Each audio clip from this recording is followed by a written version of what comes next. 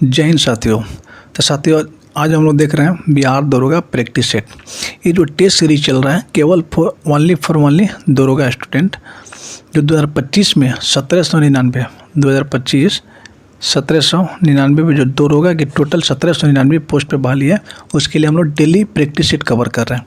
Practice set करने से क्या होता है कि अपने अंदर एक आत्मविश्वास आता है कि हम डेली प्रैक्टिस सेट क्वेश्चन कर रहे हैं 100 क्वेश्चन का, और धीरे धीरे करते करते हम एग्ज़ाम तक आसानी से एग्ज़ामों को क्या कर लेंगे, क्वालिफाई कर लेंगे। तो हम लोग प्रैक्टिस सेट 1, 2, 3, 4, 5, 6 देख चुके हैं।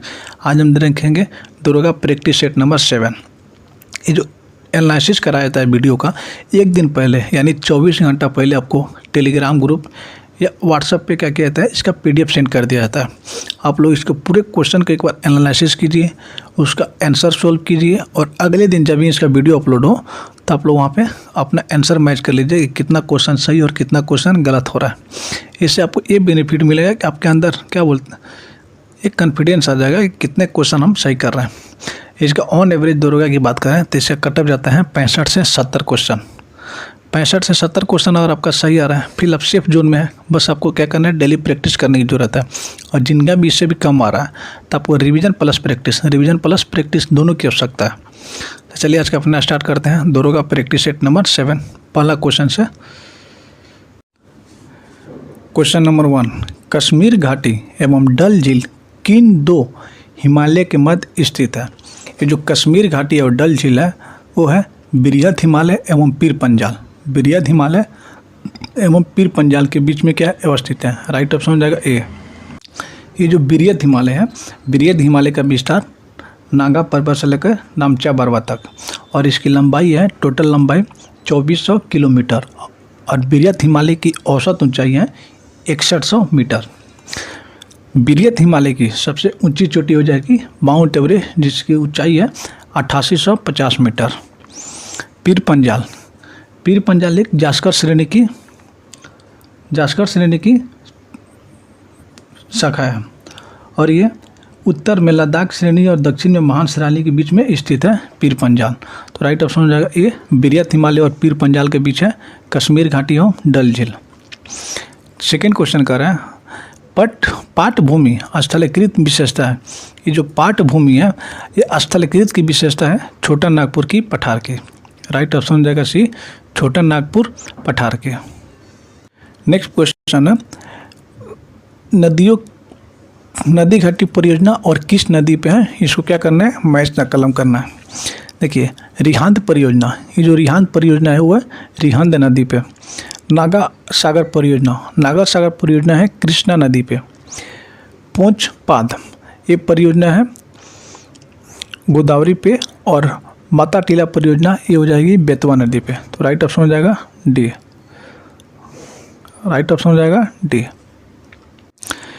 नेक्स्ट क्वेश्चन कर रहे हैं, दोमट मिट्टी उसे कहते हैं जिसमें दोमट मिट्टी की एक सबसे बड़ी विशेषता होती है, उसमें मृत्तिका, बालू और गाद का अनुपात क्या होता है, बराबर होता है। इसमें सबसे बड़ी विशेषता होती है मृत्तिका, बालू और गाद का अनुपात बराबर होता है। तो राइट ऑप्शन हो जाएगा सी। भारत में कृषि एवं अनुसंधान केंद्र ने 8 प्रकार की मिट्टियों की क्या किया, पहचान किया। उस 8 प्रकार की मिट्टी में सबसे अधिक मिट्टी पाई जाती है जलोढ़ मिट्टी, जिसकी 43%, लाल मिट्टी 18%, काली मिट्टी 15%, और सबसे कम पाई जाती है लेटराइट मिट्टी, जिसकी 3.7%। नेक्स्ट प्रश्न है, भारत के किस राज्य में सागौन वन का अधिक संकेंद्रण है? ये जो सागौन वन है ये सबसे अधिक देखी जाती है मध्य प्रदेश में।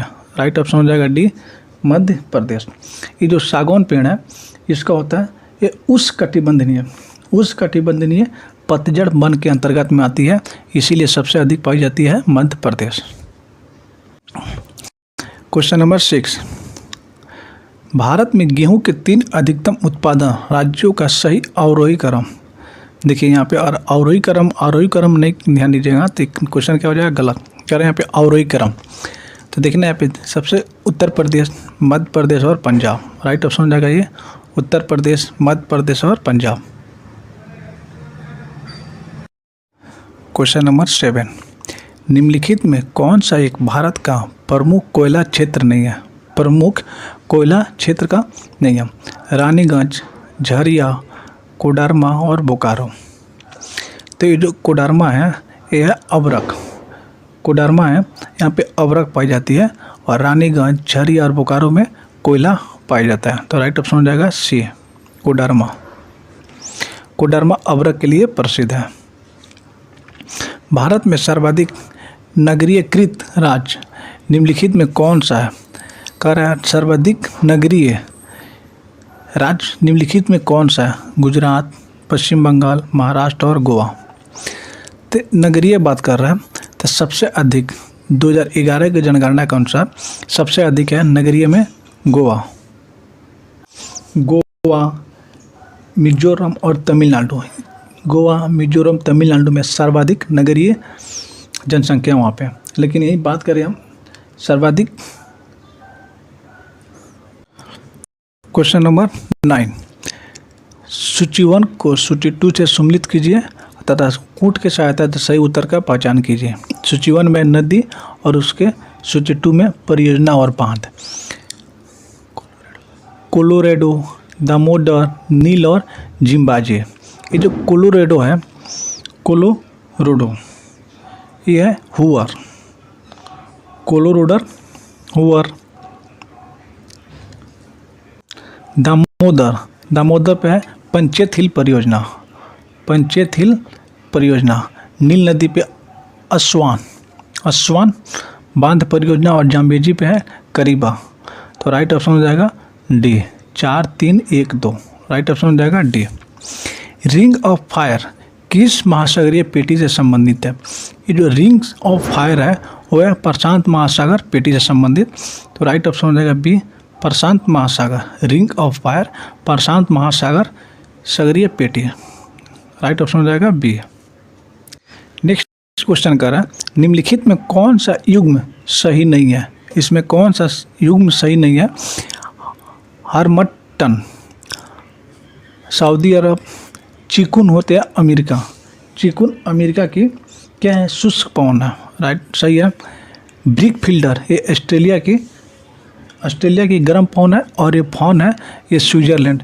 ये जो हरमट्टन है ये सऊदी अरब में नहीं, ये सहारा रेगिस्तान की गर्म और शुष्क पवन है। सऊदी अरब की नहीं, ये है सऊदी अरब में नहीं, सहारा रेगिस्तान। राइट ऑप्शन हो जाएगा ये सहारा रेगिस्तान। वन सर्वेक्षण 2023 के अनुसार बिहार में सर्वाधिक क्षेत्रफल वाला जिला का क्रम क्या है? वन सर्वेक्षण 2023 के अनुसार सबसे ज़्यादा बिहार में सर्वाधिक वन क्षेत्रफल है वो है कैमूर, पश्चिमी चंपारण और जमुई। कैमूर, पश्चिमी चंपारण और जमुई। राइट ऑप्शन हो जाएगा ए। नेक्स्ट प्रश्न है एक पारिस्थितिकी तंत्र के भीतर ऊर्जा का हस्तांतरण की एक श्रृंखला बनाने वाली जीवों का एक क्रम कहलाता है। ये जो पारिस्थितिकी तंत्र में श्रृंखलाओं का ऊर्जा हस्तांतरण का श्रृंखलाओं का क्रम को कहलाता है खाद्य श्रृंखला। क्या बोलते हैं? खाद्य श्रृंखला। राइट ऑप्शन हो जाएगा सी, खाद्य श्रृंखला। नेक्स्ट प्रश्न है किसी भी प्राकृतिक प्रदेश को प्रभावित करने वाला क्षेत्र महत्वपूर्ण कारक है। किसी भी प्राकृतिक प्रदेश को जो प्रभावित करता है वो सबसे महत्वपूर्ण कारक है वनस्पति, जलवायु, स्थल रूप या मिट्टी। तो इसका जो आंसर हो जाएगा वो हो जाएगा बी। जलवायु एक भौतिक कारण है जिसके द्वारा वनस्पति, स्थल रूप तथा मिट्टी सभी प्रकार की प्रभावित होती है। इसमें सारे के सारे प्रभावित हो जाते हैं जलवायु को कारण। तो राइट ऑप्शन हो जाएगा बी। क्वेश्चन नंबर 15 का राज्य मंत्रिपरिषद किसके प्रति उत्तरदायी होते हैं? ये जो राज्य के मंत्रिपरिषद होते हैं ये उत्तरदायी होते हैं विधानसभा के। विधानसभा के उत्तरदायी हो जाते हैं राज्य मंत्रिपरिषद। एक व्यक्ति ग्राम पंचायत की सदस्यता के लिए चुनाव लड़ना चाहता है, उसकी उम्र कितनी होनी चाहिए? कोई भी व्यक्ति अपने पंचायत में ग्राम स्तर पे चुनाव लड़ना चाहता है तो उसकी उम्र होनी चाहिए 21 वर्ष या उससे ऊपर। 21 वर्ष या उससे ऊपर। तो राइट ऑप्शन हो जाएगा सी। बांग्लादेश की स्थापना कब हुई थी? ये जो बांग्लादेश की स्थापना हुई थी 16 दिसंबर 1971। 16 दिसंबर 1971 को बांग्लादेश की स्थापना हुई थी। राइट ऑप्शन हो जाएगा बी 16 दिसंबर 1971। उस समय भारत के प्रधानमंत्री श्रीमती इंदिरा गांधी थी। भारत के प्रधानमंत्री श्रीमती इंदिरा गांधी थी जिस समय बांग्लादेश की स्थापना हुई थी 16 दिसंबर 1971। नेक्स्ट प्रश्न है ध्यानचंद ट्रॉफी किस खेल से संबंधित है? ये जो मेजर ध्यानचंद ट्रॉफी है वो हॉकी खेल से संबंधित है। राइट ऑप्शन हो जाएगा ये हॉकी। सूरसागर क्या है? ये सूरसागर है सूरदास की काव्य रचना। सूरदास की काव्य रचना ही सूरसागर। सूरदास की काव्य रचना सूरसागर। राइट ऑप्शन हो जाएगा बी। क्वेश्चन नंबर 20, अंतर्राष्ट्रीय परिषद का गठन किस समिति के सिफारिश पर की गई थी? ये जो अंतर्राष्ट्रीय परिषद का गठन किया गया था ये सरकारी आयोग के समिति की सिफारिश पे अंतर्राष्ट्रीय परिषद का गठन किया गया था। राइट ऑप्शन हो जाएगा सी। भारत का राष्ट्रीय जलीय जीव कौन सा है? भारत का जो राष्ट्रीय जलीय जीव है वो है गंगा का डॉल्फिन। गंगा का डॉल्फिन भारत का राष्ट्रीय जलीय जीव है। राइट ऑप्शन हो जाएगा सी। भारत का जलीय जीव गंगा का डॉल्फिन। राष्ट्रीय ध्वज तिरंगा। राष्ट्रीय चिन्ह अशोक स्तंभ। राष्ट्रीय गान जनगण मन। राष्ट्रीय गीत वंदे मातरम। राष्ट्रीय पशु बाघ। भारत का राष्ट्रीय फूल कमल। राष्ट्रीय फल आम। राष्ट्रीय पक्षी मोर। और भारत की मुद्रा राष्ट्रीय मुद्रा रुपया। संविधान सभा के सदस्य द्वारा संविधान पर हस्ताक्षर कब किया गया था? संविधान सभा पर सदस्यों की संविधान पर हस्ताक्षर किया गया था सन 1950। राइट ऑप्शन हो जाएगा ये 1950 में 24 जनवरी 1950 को इस पर हस्ताक्षर किया गया था, जिसमें कुल 284 सदस्यों द्वारा इस पर क्या किया गया था? हस्ताक्षर 284 सदस्य द्वारा इस पर हस्ताक्षर किया गया था। नेक्स्ट प्रश्न है सरकार के वित्तीय खर्च का अंतिम टिप्पणी कौन करता है? ये जो सरकारी खर्चा होता है उसमें वित्तीय खर्च पर अंतिम जो टिप्पणी करता है वो होता है नियंत्रक एवं महालेखा परीक्षक। नियंत्रक एवं महालेखा परीक्षक। राइट ऑप्शन हो जाएगा सी। भारत के नियंत्रक एवं महालेखा परीक्षक उसके पद से हटाने का प्रक्रिया किसके समान है? ये जो भारत के महालेखा और नियंत्रक परीक्षक इसको पद से हटाने की प्रक्रिया समान है। जैसे उच्च न्यायालय के न्यायाधीशों को पद से हटाया जाता है उसी तरह नियंत्रक एवं महालेखा परीक्षक को पद से हटाने की प्रक्रिया दोनों का प्रक्रिया समान है। तो राइट ऑप्शन हो जाएगा सी उच्चतम न्यायालय के न्यायाधीश। क्वेश्चन नंबर 25, किस संवैधानिक संशोधन अधिनियम के द्वारा राष्ट्रपति के संवैधानिक संशोधन विधेयक पर सहमति देना अनिवार्य किया गया था? ये जो राष्ट्रपति के लिए संवैधानिक संशोधन विधेयक पर सहमति देना अनिवार्य किया गया था 24वां संविधान संशोधन पे। राइट ऑप्शन हो जाएगा ए। सामाजिक मूल्यों को आत्मसात करने की प्रक्रिया को क्या कहलाता है? ये जो सामाजिक मूल्यों को आत्मसात प्रक्रिया करने को कहलाता है समाजीकरण। राइट ऑप्शन हो जाएगा बी समाजीकरण। भारत में जल प्रदूषण की रोकथाम और नियंत्रण अधिनियम किस वर्ष पारित किया गया था? भारत में जल प्रदूषण और इसकी रोकथाम नियंत्रण के लिए अधिनियम की पारित किया गया था सन 1974। सन 1974 में एक अधिनियम पारित किया गया था जिसके अंतर्गत जल के प्रदूषण और उसके रोकथाम पे नियंत्रण करना 1974 में। क्वेश्चन नंबर 28, भारत के संघीय न्यायालय की स्थापना किस वर्ष किस अधिनियम रिपोर्ट द्वारा की गई थी? ये जो संघीय न्यायालय है ये स्थापना की गई थी भारत सरकार अधिनियम 1935 के तहत। भारत सरकार अधिनियम 1935 के तहत। राइट ऑप्शन हो जाएगा डी। क्वेश्चन नंबर 29, राज्यसभा के सदस्यों को चुनाव की प्रक्रिया ग्रहण की गई है। इस राज्यसभा के सदस्य होते हैं उनके चुनाव की प्रक्रिया ग्रहण की गई है दक्षिण अफ्रीका के संविधान से। राइट ऑप्शन हो जाएगा बी दक्षिण अफ्रीका के संविधान से। दक्षिण अफ्रीका के संविधान से संविधान संशोधन की प्रक्रिया का प्रावधान राज्यसभा के सदस्यों का निर्वाचन ये लिया गया है दक्षिण अफ्रीका के संविधान से। जापान के संविधान से लिया गया है, जापान के विधि द्वारा स्थापित प्रक्रिया। और संयुक्त राज्य अमेरिका के संविधान से लिया गया है।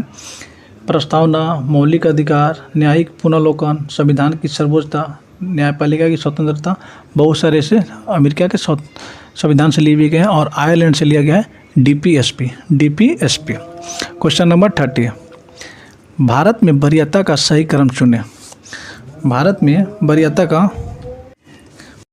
में जो वरीयता होती है, सबसे पहले होती है राष्ट्रपति, उपराष्ट्रपति, प्रधानमंत्री, उसके बाद राज्यों के राज्यपाल, उसके बाद पूर्व राष्ट्रपति के साथ उप प्रधानमंत्री, भारत के मुख्य न्यायाधीश, लोकसभा अध्यक्ष। तो इसका जो राइट ऑप्शन हो जाएगा सी, राष्ट्रपति, उपराष्ट्रपति, प्रधानमंत्री, भूतपूर्व राष्ट्रपति एवं मुख्य न्यायालय के न्यायाधीश। राइट ऑप्शन हो जाएगा सी।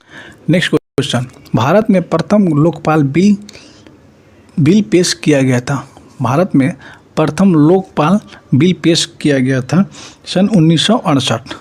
पहली बार लोकपाल बिल पास किया गया था 1968 संसद में। नेक्स्ट प्रश्न है, मौलिक अधिकार का उल्लंघन है। मौलिक अधिकार का उल्लंघन इसमें से कौन सा है? शराब का प्रतिबंध, बिल्कुल नहीं। न्यूनतम मजदूरी का ना देना, न्यूनतम मजदूरी ना देना है क्या है? मौलिक अधिकार का उल्लंघन। राइट ऑप्शन हो जाएगा बी। नेक्स्ट प्रश्न कह रहा है, निम्नलिखित यात्रियों में क्रम से किस क्रम में भारत आए? टॉमस रो, फाइयान और हेनसांग। ये जो टॉमस रो है और फाइयान और हेनसांग, तो सबसे पहले आए थे भारत में फाइयान, उसके बाद हेनसांग और उसके बाद टॉमस रो। राइट ऑप्शन हो जाएगा सी। फाइयान आया था 1999 AD में चंद्रगुप्त द्वितीय के शासनकाल में। हेनसांग 629 AD में हर्षवर्धन के शासनकाल में। तो राइट ऑप्शन हो जाएगा सी। निम्नलिखित में किस शासक के दरबार में बहुत से विद्वानों को नवरत्न के रूप में अलंकृत किया गया था? ये नवरत्न के रूप में अलंकृत किया गया था वो चंद्रगुप्त द्वितीय के दरबार में। राइट ऑप्शन हो जाएगा ये चंद्रगुप्त द्वितीय। बोस्टन टी पार्टी इतिहास की एक महत्वपूर्ण घटना है, किससे संबंधित है? ये है अमेरिका का स्वतंत्रता संग्राम से, अमेरिका का स्वतंत्रता संग्राम से। और ये बोस्टन टी पार्टी हुई थी 1973 ईस्वी में। 1973 ईस्वी में। बौद्ध धर्म में महाभिनिष्क्रमण किसे कहा जाता है? ये कहा जाता है बौद्ध की गृह त्याग को महाभिनिष्क्रमण कहा जाता है। तो राइट ऑप्शन हो जाएगा ए। नेक्स्ट क्वेश्चन कर रहे हैं, राष्ट्र संघ लीगल ऑफ नेशन की स्थापना कब हुई थी? ये जो लीगल ऑफ नेशन राष्ट्र संघ की स्थापना हुई थी 10 जनवरी 1920 में इसकी स्थापना हुई थी। मोहनजोदड़ो से प्राप्त नर्तकी की मूर्ति किस धातु से बनी थी? मोहनजोदड़ो में नर्तकी की साक्ष्य मिला है, वो बना था कांस्य की धातु से प्राप्त हुई थी। राइट ऑप्शन हो जाएगा सी। नेक्स्ट क्वेश्चन है, यदि 3 क्रमगत भाज्य संख्याओं का योग 36 है तो तीनों संख्याओं का गुणनफल क्या होगा? 3 भाज्य संख्याओं का योग 36 है तो तीनों संख्याओं का गुणनफल होगा 1680 क्या हो जाएगा गुणनफल। क्वेश्चन नंबर 14, संत कबीर के गुरु कौन थे? तो संत कबीर के गुरु थे रामानंद। राइट ऑप्शन हो जाएगा बी, रामानंद संत कबीर के गुरु थे। क्वेश्चन नंबर 41, 1564 ईस्वी में अकबर द्वारा निम्न में कौन सा कार्य किया गया था? अकबर द्वारा 1564 में क्या किया था? जजिया कर की समाप्ति। राइट ऑप्शन हो जाएगा डी, जजिया कर की समाप्ति अकबर द्वारा 1564 में किया गया था, जजिया कर की समाप्ति। विजयनगर साम्राज्य के इतिहास में जानने के लिए निम्न में से किस पुस्तक का स्रोत के रूप में लिया गया? विजयनगर साम्राज्य के इतिहास को जानने के लिए किस पुस्तक के स्रोत के रूप में लिया गया? तो मदुरा विजय, अ फॉरगॉटन एम्पायर, गुलशन ए इब्राहिम, इनमें से सभी राइट ऑप्शन हो जाएगा डी। झारखंड क्षेत्र में ताना भगत आंदोलन की शुरुआत कब हुई थी? ये जो ताना भगत आंदोलन की शुरुआत हुई थी 20वीं सदी के पूर्वार्ध में। राइट ऑप्शन हो जाएगा सी, 20वीं सदी में झारखंड में ताना भगत आंदोलन की शुरुआत हुई थी। नेक्स्ट क्वेश्चन है, ब्रिटिश ईस्ट इंडिया कंपनी की स्थापना के समय इंग्लैंड की गद्दी पर कौन था? जिस समय ब्रिटिश ईस्ट इंडिया कंपनी की स्थापना हुई थी उस समय इंग्लैंड पे गद्दी पर था एलिजाबेथ प्रथम, राइट ऑप्शन हो जाएगा सी एलिजाबेथ प्रथम। भारत के शासन करने वाले दिए गए शासकों का कालानुसार सही क्रम में सजाएं। शेरशाह सूरी, अकबर, अलाउद्दीन खिलजी और इल्तुतमिश। तो इसमें सबसे पहले इल्तुतमिश, उसके बाद अलाउद्दीन खिलजी, उसके बाद शेरशाह और उसके बाद अकबर। तो सबसे पहले आएंगे इल्तुतमिश। 4 3 1 2, 4 3 1 2 राइट ऑप्शन हो जाएगा बी। भगत सिंह और बटुकेश्वर दत्त ने दिल्ली केंद्रीय विधानसभा में बम फेंके, वे किसका विरोध कर रहे थे? भगत सिंह और बटुकेश्वर दत्त ने दिल्ली विधानसभा में बम फेंके थे, वो विरोध कर रहे थे trade distribute bill and public safety bill की।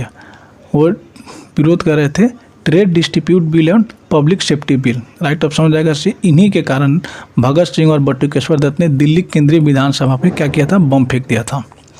सन 1931 में बिहार समाजवादी पार्टी का गठन किसने किया था? एक गठन हुआ था बिहार समाजवादी पार्टी का सन 1931 में, जिसे गठन किए थे फूलन प्रसाद वर्मा, रामवृक्ष बुनीपुरी और गंगा शरण सिन्हा। तो राइट ऑप्शन हो जाएगा डी, इनमें से सभी ने मिलकर बिहार समाजवादी पार्टी की गठन की थी सन 1931। नेक्स्ट प्रश्न है, 20 जनवरी 1947 को प्रधानमंत्री इटली ने भारत से ब्रिटिश शासन को कब तक वापस लेने की घोषणा की थी?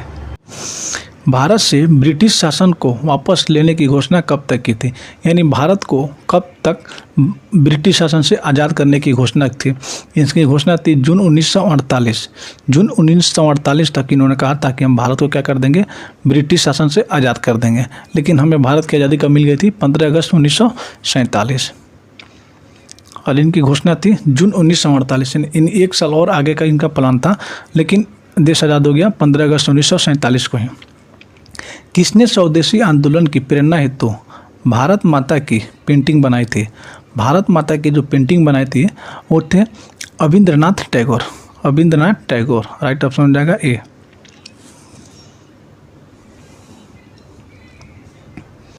नेक्स्ट प्रश्न है, किसने कहा था कि क्रांतिकारियों का उद्देश्य आतंकवाद नहीं अपितु क्रांति और क्रांति का उद्देश्य भारत में राष्ट्रीय सरकार की स्थापना करना? ये जो कथन था वो कहते सुभाष चंद्र बोस। क्रांतिकारी का उद्देश्य आतंकवाद नहीं, क्रांतिकारी का उद्देश्य है भारत में राष्ट्रीय सरकार की स्थापना करना, सुभाष चंद्र बोस द्वारा बोला गया था। नेक्स्ट क्वेश्चन कह रहा है, नकद आरक्षित अनुपात को कम करने से अर्थव्यवस्था पर इसका निम्नलिखित प्रभाव पड़ेगा।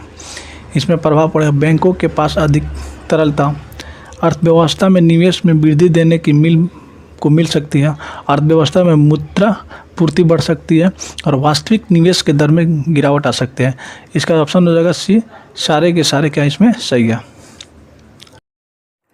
नेक्स्ट प्रश्न है, निम्नलिखित में कौन सा बेरोजगारी का प्रभाव नहीं है?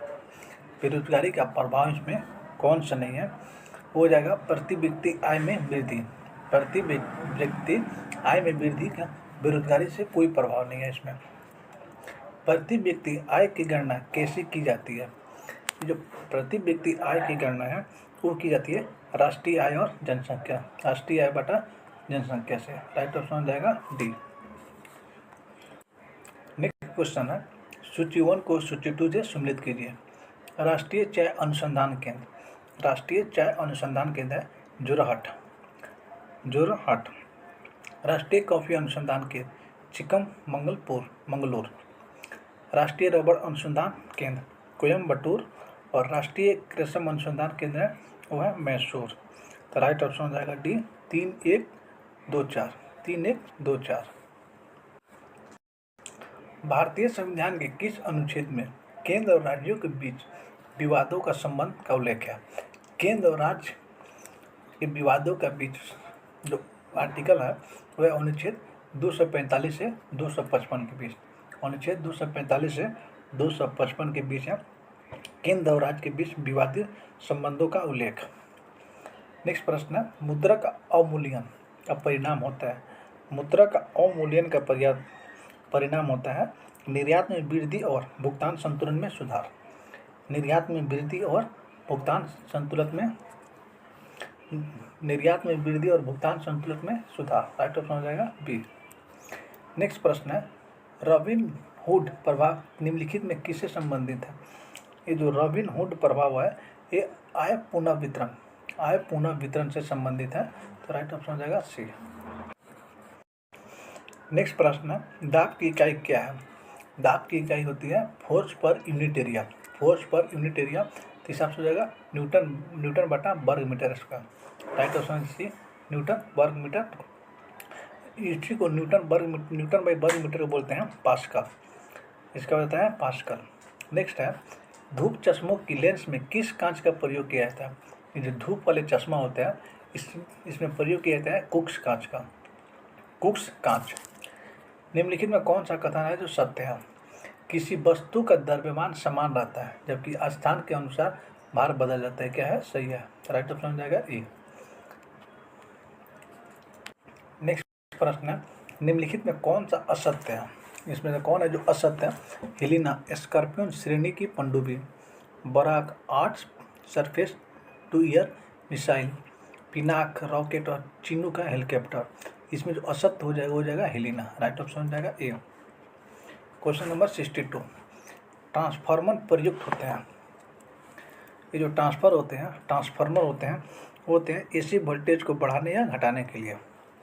एसी वोल्टेज को बढ़ाने या घटाने के लिए। तो राइट ऑप्शन हो जाएगा डी। 63 में है, निम्न से कौन सा विकल्प सही है? एक अर्ग बराबर 10⁻⁷ जूल, एक इलेक्ट्रॉन वोल्ट बराबर 1.6 × 10⁻⁹ जूल और एक कैलोरी बराबर 4.186 जूल। ये सारे के सारे क्या हैं? सही है, इनमें से सभी। नेक्स्ट प्रश्न है, निम्नलिखित में कौन सा विद्युत चुंबक के तरंगों का गुण नहीं है? विद्युत चुंबक के तरंग का गुण नहीं है। विद्युत चुंबक के तरंग विकृतीकरण तथा विवर्तन नहीं दिखाई देती है। ये क्या हो जाएगा? सही हो जाएगा। राइट ऑप्शन हो जाएगा डी। नहीं दिखाई देती है, ये क्या होता है? दिखाई देती है, इसीलिए क्या है? गलत। क्वेश्चन नंबर 65, अल्फा बीटा और गामा उसको इनकी भेदन शक्तियों के आधार पर अवरोही क्रम में सजाना है। अवरोही क्रम में जब सजाइएगा तो इसका हो जाएगा बीटा, अल्फा बीटा और गामा। राइट ऑप्शन हो जाएगा बी, गामा बीटा और अल्फा। राइट ऑप्शन हो जाएगा बी। एक वस्तु को उत्तल लेंस के अक्ष पर उसके फोकस F1 और प्रकाशीय केंद्र 0 के बीच स्थित एक बिंदु रखा जाता है तो निम्न प्रतिबिंब बनेगा उसका आभासी और बड़ा। जब फोकस और प्रकाशीय केंद्र के बीच में रखा जाएगा तो उसका प्रतिबिंब बनेगा आभासी और उस प्रतिबिंब से बड़ा। राइट ऑप्शन हो जाएगा सी। नेक्स्ट क्वेश्चन है, निम्नलिखित में कौन सा सम्मिलित नहीं है? सिरका एसिटिक अम्ल, संतरा फॉर्मिक अम्ल, इमली टार्टरिक अम्ल और टमाटर ऑक्जेलिक अम्ल। ये जो संतरा है, संतरा में फॉर्मिक अम्ल नहीं होता है जबकि इसमें साइट्रिक अम्ल होता है। तो राइट ऑप्शन हो जाएगा बी, संतरा। नेक्स्ट प्रश्न है, निम्नलिखित में कौन सी घटना प्रकाश संश्लेषण से नहीं होती है? प्रकाश संश्लेषण से नहीं होने वाली वो घटना है कार्बन का कार्बन डाइऑक्साइड में ऑक्सीकरण। कार्बन का कार्बन डाइऑक्साइड में ऑक्सीकरण। राइट ऑप्शन हो जाएगा सी। 8400 रुपया वार्षिक 12% ब्याज की दर से 1.5 वर्षों के लिए चक्रवृद्धि ब्याज की गणना कीजिए जो अर्धवार्षिक रूप में चक्रवृद्धि ब्याज क्या होगा? 8400 रुपया और वार्षिक ब्याज क्या है? 12%। जब इसका चक्रवृद्धि निकालिएगा तो हो जाएगा 1604 रुपया 50 पैसा। 1604 रुपया 50 पैसा। निम्नलिखित में कौन सा पॉलीमर नहीं है? पॉलीमर नहीं है नायलॉन, टेफ्लॉन, पॉलीस्टीरीन और कैप्रोलेक्टम। ये जो कैप्रोलेक्टम है ये पॉलीमर नहीं है, बाकी नायलॉन, टेफ्लॉन और पॉलीस्टाइरीन क्या है? सारे के सारे पॉलीमर हैं। पायरोडॉक्सिन किस विटामिन को कहा जाता है? ये जो पायरोडॉक्सिन बोला जाता है विटामिन B6। विटामिन B6 का नाम है पायरोडॉक्सिन। नेक्स्ट है, निम्नलिखित में कौन सी कोशिका मानव शरीर की सबसे लंबी कोशिका होती है? मानव शरीर की सबसे लंबी कोशिका होती है तंत्रिका कोशिका। तंत्रिका कोशिका सबसे लंबी कोशिका होती है। एक वयस्क मानव में सामान्यतः कितने चर्वक यानी मोलर होते हैं? तो वयस्क मानव में मोलर की संख्या हो जाती है 12। मोलर की संख्या 12। नेक्स्ट क्वेश्चन है, कर स्त्री ग्रंथि सूचिटू के हार्मोन से क्या करना है? सम्मिलित करना है। जनन ग्रंथि, पीयूष ग्रंथि, अग्नाशय और अधिविक्रक। ये जो जनन ग्रंथि होती है प्रोजेस्टेरॉन। जनन ग्रंथि प्रोजेस्टेरॉन, पीयूष ग्रंथि वृद्धि हार्मोन, अग्नाशय में इंसुलिन और अधिवृक्क में कॉर्टिसोल। किसका राइट ऑप्शन हो जाएगा सी, 2-3-1-4। एथलीट फुट यानी एथलीट्स फुट बीमारी होती है। जो एथलीट फुट्स बीमारी होती है वो होती है फफूंद से। फफूंद के कारण एथलीट्स फुट्स बीमारी होती है। निम्नलिखित में कौन सा रूपांतरित तना है? ये रूपांतरित तना है गाजर, सेब, आलू या नारियल। तो इसमें जो रूपांतरित तना है वो है आलू। आलू क्या है? रूपांतरित तना है। नेक्स्ट प्रश्न कह रहा है, स्थिर जल में एक नाव की चाल 9 किलोमीटर प्रति घंटा और धारा की चाल 6 किलोमीटर प्रति घंटा है। यदि व्यक्ति धारा के विपरीत 45 किलोमीटर दूरी तय करके प्रारंभिक बिंदु वापस आता है तो उसके द्वारा किया गया कुल कितना समय होगा? तो कुल समय हो जाएगा 18 घंटा। कुल समय हो जाएगा 18 घंटा। क्वेश्चन नंबर 78, डायनेमो का कार्य क्या है? डायनेमो का कार्य होता है रासायनिक ऊर्जा को विद्युत ऊर्जा में बदलना। रासायनिक ऊर्जा को विद्युत ऊर्जा में बदलना डायनेमो का वर्क होता है। डॉपलर प्रभाव के अनुसार जब स्रोत में प्रत्यक्ष की ओर बढ़ चलता है तो वह डॉपलर के कारण हो जाता है, होता है स्रोत से ज़्यादा आवृत्ति मापता है। स्रोत से ज़्यादा आवृत्ति हो जाता है। राइट ऑप्शन हो जाएगा बी। सही कथन चुनिए। सही कथन चुनना इसमें तो लाल प्रकाश का तरंगदैर्घ्य हरे प्रकाश से ज़्यादा होते हैं। जो लाल प्रकाश होता है उसका तरंगदैर्घ्य ज़्यादा होता है हरे रंग से। तो राइट ऑप्शन हो जाएगा बी। ओम के नियम के अनुसार यदि करंट I बढ़ता है और विभवांतर B स्थिर रहता है तो ये हो जाएगा प्रतिरोध कम हो जाएगा। प्रतिरोध क्या हो जाएगा? इसका कम हो जाएगा। हाल ही में भारत का पहला ऑयल फॉर्म प्रकाशन इकाई निम्नलिखित में किस राज्य में स्थापित की गई है? ये जो स्थापित की गई है वो अरुणाचल प्रदेश में। भारत का पहला ऑयल फॉर्म प्रसंस्करण इकाई अरुणाचल प्रदेश में इसकी स्थापित की गई है। हाल ही में रेलवे बोर्ड की पहली महिला अध्यक्ष किसे नियुक्त किया गया? पहली महिला अध्यक्ष नियुक्त किया गया है जय वर्मा सिन्हा को। जय वर्मा सिन्हा को भारतीय रेल की पहली महिला अध्यक्ष नियुक्त किया गया। हरित अमोनिया निर्यात के लिए समझौता भारत और किस देशों के मध्य हुआ है? जो हरित अमोनिया है वो भारत और जापान के बीच इसकी समझौता हुई है। 2025 में कितने व्यक्तियों को पद्म विभूषण प्रदान किया गया? तो 2025 में टोटल 7 व्यक्तियों को क्या किया गया? पद्म विभूषण से सम्मानित किया गया। क्वेश्चन नंबर 86, विश्व एशियाई खेल यानी 20th एशियाई खेल 2026 का आयोजन किस स्थान पर किया गया? ये जो विश्व एशियाई खेल है 2026 में इसका आयोजन किया गया है नगोया। नगोया कहाँ पे है? जापान के नगोया में। भारतीय ओलंपिक संघ की पहली महिला अध्यक्ष किसे नियुक्त किया गया? ये जो भारतीय महिला संघ की पहली महिला अध्यक्ष नियुक्त हुई है वो है पीटी उषा। पीटी उषा नियुक्त की गई है भारतीय ओलंपिक संघ की पहली महिला अध्यक्ष। नेक्स्ट क्वेश्चन है, EOS-08 मिशन किस प्रक्षेपण यान से प्रक्षेपित किया गया? ये जो EOS-08 मिशन है ये प्रक्षेपित किया गया था SSLV-D3 से प्रक्षेपित किया गया था। आइडियाज फॉर लाइफ किस पोर्टल किस मंत्रालय द्वारा शुरू किया गया? ये आइडियाज फॉर लाइफ है वो केंद्रीय पर्यावरण मंत्री द्वारा पोर्टल जारी किया गया है, ideas for life. Question number 90, निम्नलिखित कथनों पर विचार करें। केंद्र सरकार ने कैमूर जिले में बिहार के दूसरे बाघ अभयारण्य के लिए स्थापित मंजूरी दी है। क्या है? बिहार में पहला वन्य जीव अभयारण्य है पश्चिमी चंपारण में वाल्मीकि वन्य जीव अभयारण्य, और दूसरा जो है कैमूर में, जिसको क्या किया पूरी तरह से दूसरी वन्य जीव अभयारण्य घोषित कर दिया। राष्ट्रीय वन आरक्षण अधिनियम ने अपनी 12वीं बैठक के दौरान कैमूर वन्य जीव अभयारण्य को भारतीय बाघ रिजर्व के रूप में नामित करने के लिए क्या किया? इसको मंजूरी दे दी है। तो दोनों के दोनों कथन क्या है? सही। ए और दो दोनों सही है। क्वेश्चन नंबर 91, 44वां और 45वां आसियान शिखर सम्मेलन 2024 का आयोजन कहाँ किया गया? जो 44वां और 45वां हुआ है ये हुआ है वियतनाम। राइट ऑप्शन हो जाएगा ए। क्वेश्चन नंबर 92, हाल ही में रक्षा मंत्री द्वारा अदिति योजना की शुरुआत की गई है। अदिति का पूर्ण विस्तार क्या है? अदिति का फुल फॉर्म हो जाएगा taking development of innovative technology with ideas. Right option हो जाएगा डी। नेक्स्ट क्वेश्चन है वर्ल्ड हैप्पीनेस इंडेक्स रिपोर्ट 2025 में भारत का स्थान कितना रैंक है। वर्ल्ड हैप्पीनेस रिपोर्ट में भारत का स्थान है 118, टोटल स्थान है 118। राजीव एक पेन 5% के लाभ पर बेचता है। यदि वह पेन कुछ 36 रुपये अधिक में बेचता तो उससे 14% का लाभ होता, तो पेन का क्रय मूल्य क्या होगा। तो पेन का क्रय मूल्य हो जाएगा 400 रुपया। राइट ऑप्शन हो जाएगा डी 400। कॉल ऑफ द गिर, कॉल ऑफ द गिर पुस्तक का लेखक कौन है। इसके जो लेखक हो जाएंगे Parimal Nathwani. Parimal Nathwani call of the गिर के पुस्तक के लेखक हैं। सज्जन का विपरीतार्थक शब्द क्या होगा। सज्जन का विपरीतार्थक शब्द हो जाएगा दुर्जन। सज्जन का दुर्जन। निम्नलिखित में भारतेंदु का सही संधि विच्छेद क्या होगा। तब भारतेंदु का सही संधि विच्छेद हो जाएगा भारत प्लस इंदु। भारत प्लस इंदु।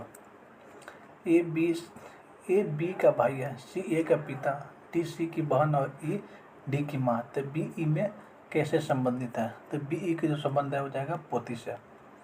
बी के संबंध हो जाएंगे पोती से। Question number 99 fill the blanks with suitable gerund. I like dash dash for a walk. I like going for a walk. Right option हो जाएगा A I like going for a walk. Question number 100 choose the word which is opposite meaning in transparent. Transparent का हिंदी होता है पारदर्शिता, तो इसका opposite हो जाएगा ऑपेक। ऑपेक का हिंदी होता है अपारदर्शी। तो ये हम लोग देख रहे थे स्पेशल बिहार दरोगा का प्रैक्टिस है, जिसमें टोटल 100 क्वेश्चन होते हैं। हम लोग 100 क्वेश्चन का डिस्कशन देख रहे थे और ये था हमारा practice set number 7। Set number 7 जितने भी विद्यार्थी अभी तक 1 2 3 4 5 नहीं देखे हैं, ये पहले एक बार देख लें, रिवीजन कर लें कैसे कैसे एग्जाम में क्वेश्चन पूछे थे। ये बिल्कुल दरोगा के पैटर्न पे जितने भी क्वेश्चन होते हैं डेली, वो सारे के सारे दरोगा के क्वेश्चन ही होते हैं। तो आप लोग जरूर एक बार देख लीजिएगा और कमेंट में कमेंट कीजिएगा, चैनल को सब्सक्राइब कीजिएगा, दोस्तों के साथ भी शेयर कीजिएगा। तब तक के लिए okay bye, thank you so much, love you all, bye bye.